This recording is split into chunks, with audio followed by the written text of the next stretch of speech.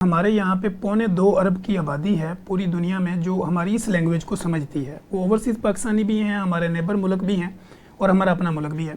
तो यहाँ पे वो लोग जो फार्मर हैं, किसान हैं, या वो लोग जो लेबर का काम करते हैं या मटीरियल का काम करते हैं, या वो धूप में रहते हैं या रिक्शा चलाते हैं या कोई भी ऐसा, वो अगर अपनी स्किन को खूबसूरत बनाना चाहें तो वो अपनी केयर कैसे करें?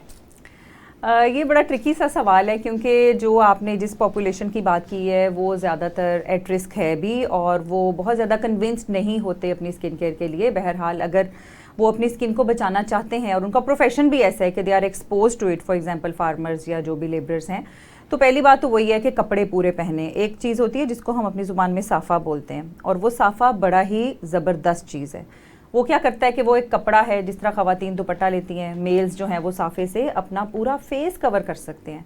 गर्म हवा जो लू की शक्ल में है, तेज़ धूप है, उससे सारी उनकी बचत हो सकती है। और मेरे पास जो ज़्यादा मेल पेशेंट्स आते हैं इस प्रोफेशन से ताल्लुक़ रखने वाले, उन सब का चेहरा झुलसावा होता है, ऐसे जलावा होता है। स्टार्ट में तो थोड़ी सी पिगमेंटेशन की अच्छाइयाँ होती हैं, but at the end of the day we see बिल्कुल झुलसावा। वो इसीलिए होता है कि हम लोग थोड़ा सा केयर फ्री हो जाते हैं कि प्रॉबेबली लड़के हैं, हमें क्या ज़रूरत है इतना करने की। बट देन ऑब्वियसली आप अगर अच्छा दिखेंगे तो आप अच्छा फील भी करेंगे, और जब अच्छा फील करेंगे तो आप अच्छा परफॉर्म करेंगे।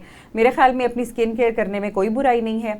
बहुत सारे सनस्क्रीन्स भी आते हैं, तो जो लोग जिनका प्रोफेशन ऐसा है, धूप में जाना है, उन्होंने कोई बुराई नहीं है, कोई हर्ज नहीं है। मेल्स के लिए ऐसे होते हैं जो नज़र ना आए स्किन के ऊपर, वाइट कास्ट ना हो, फीमेल्स तो कोई भी लगा सकती हैं। तो सनस्क्रीन एक दफ़ा घर से निकलने से पहले अगर आप चेहरे पे हाथों पे लगा लेते हैं, एक दफ़ा दोबारा 4 घंटे बाद फिर से लगा लें, तो ट्रस्ट मी, ये जो अल्ट्रा वायलेट या मुज़र असरात हैं सूरज की शुआओं में, मुज़र शुआएँ हैं, वो आपकी स्किन को डैमेज नहीं कर सकती। वो सिर्फ डैमेज नहीं करती, इनका लॉन्ग टर्म एक्सपोजर जो है वो स्किन कैंसर का बायस भी बन सकता है।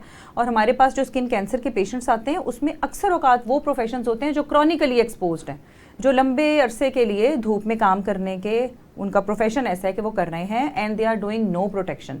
सो ये सिर्फ और सिर्फ एस्थेटिकली अच्छा नहीं है कि आप स्किन को प्रोटेक्ट करें, but in order to prevent skin cancers also. अच्छा डॉक्टर साहब, प्रोग्राम के इस हिस्से का आखिरी जो मिनट है हमारे पास, उसमें आप उन मरीज़ों के नाम जो डायबिटिक पेशेंट हैं, वो मेल हैं या फीमेल हैं, वो अगर आपकी माइक्रो नीडलिंग है या वो हाइड्रा फेशियल है या इस तरह का कोई ट्रीटमेंट स्किन का लेना चाहते हैं, तो क्या सेफली वो ले सकते हैं? Yes, they can take. Diabetes में हमें कोई भी स्किन जो ट्रीटमेंट है वो निकल नहीं जाता, डायबिटिक पेशेंट्स का एक्सक्लूड नहीं हो जाता। We do each and every procedure on diabetic patients, provided कि उनकी स्किन के ऊपर कोई निशान, जख्म, अल्सर, फोड़ा, फिंसी ये नहीं है।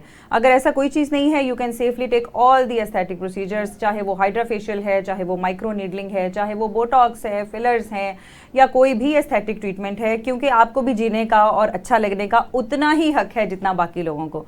शुगर की बीमारी तो किसी न किसी तरीके से आपको आ गई, you will learn to manage. Doctor साहब आपकी बहुत हेल्प कर रहे हैं, you will obviously learn to manage. But हम डर्मेटोलॉजिस्ट और एस्थेटिक फिजिशियन हर किस्म की चीज़, हर प्रोसीजर आपके ऊपर कॉन्फिडेंटली परफॉर्म कर सकते हैं।